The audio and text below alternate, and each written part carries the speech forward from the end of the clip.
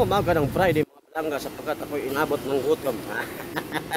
Ito sa area ng Guadalupe mga palangga, gusto kong kumain ulit ng dinuguan ni Madam Ate. Napakasarap kasi ng kanyang dinuguan. At noong una ko lang nasubukan at ngayon naman gusto kong subukan ulit. Diba? Mga palangga, dahil sa gutom na at oras natin, alas 9:40 na ng umaga. So kailangan natin kumain mga palangga para mahikap ko din kapita. So karining wire, o itong wire, sinabit ko muna sa taas mga palangga kaya mukhang masabod masakuliog. Diba mga palangga, plaster na yung dinuguan natin. Kasarap mainit-init ito mga palangga, no? Akala niya lang malamig pero mainit pa yan, diba?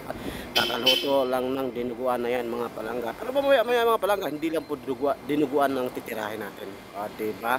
Kailangan natin kumain tayo ng pangbara, kailangan din natin ng panulak. Diba mga palangga, ngayon pa lang tingnan mabuti, pakatutukan mabuti. Ang sarap, malasa, masarap na. Masarap na, malasa pa yung dinuguan. Okay mga palangga, diba? Saan ka pa? Sige.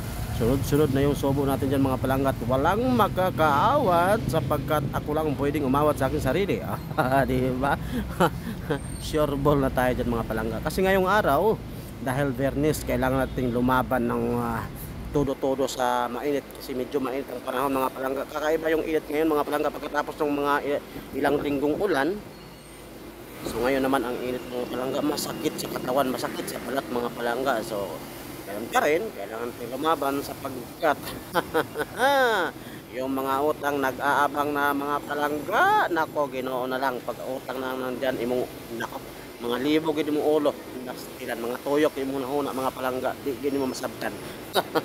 Kasi ba akala na yung mga utang na yan, dito na tayo sa kain-kain. Ay sus Ginoo ko, Luzon, Visayas, Mindanao, basta tutok lang sa akong gikaawan kay pating kami ginila dinuguan. Pero dinuguan sa Metro Manila mga palangga, no?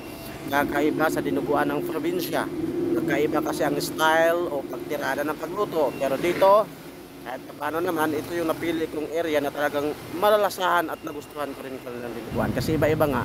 Ang iba dito, may laman, merong malalaki yung hiwa, iba-iba yung style. Dito lang sa probinsya na talagang, ang tawag sa probinsya mga palangga, sampay na.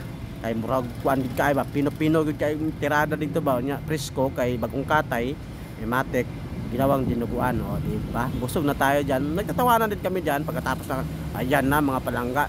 Banakon. Kasi nga ang kasabihan mga palangga, pagkatapos mong kumain at ikaw ay nabusog talagang aantokin ka. Ngayon ang tirada ko ngayon, pagkatapos kong kumain, para hindi ako antokin, kailangan kong uminom ng Cobra. Nako mga palangga, para hindi ako antokin, labanan natin yung antok ngayong araw. Kasi kailangan natin magsumikap upang kumita, may pangbayad sa mga alam nyo na. Hanggang dito na lang. God bless mga palangga.